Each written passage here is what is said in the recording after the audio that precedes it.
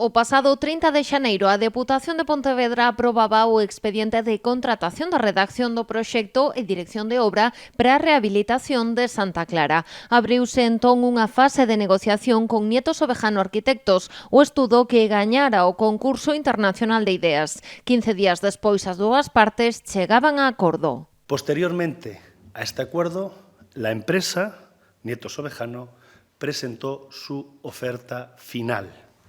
Y esta oferta final ya ha sido valorada por los servicios de arquitectura de la Diputación de Pontevedra y ha resultado obtener una valoración positiva, por lo que se procede a adjudicar el contrato a la empresa Nietos Ovejanos Arquitectos. A adxudicación formalizarase este venres por 1,7 millóns de euros. Abrirase entón un proceso de 4 fases. La primera fase es en la que se compromete la empresa a entregarnos un proyecto básico de ejecución en menos de 2 meses.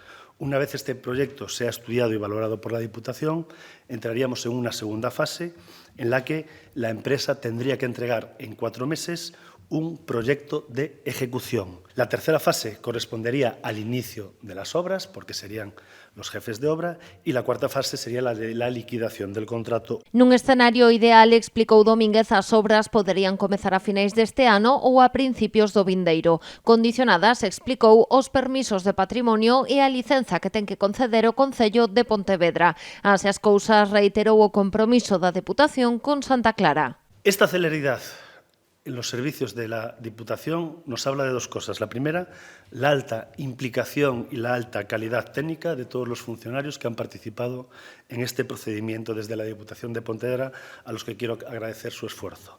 Y, en segundo lugar, el compromiso que mantiene la Diputación de Pontevedra con el proyecto para que Santa Clara sea una realidad. O vicepresidente anunciou que convocará unha reunión do coñecido como Pacto por Santa Clara no que participan Deputación e Concello de Pontevedra. Domínguez tendeu a man ao goberno local e fixo un chamamento a manter a lealdade institucional.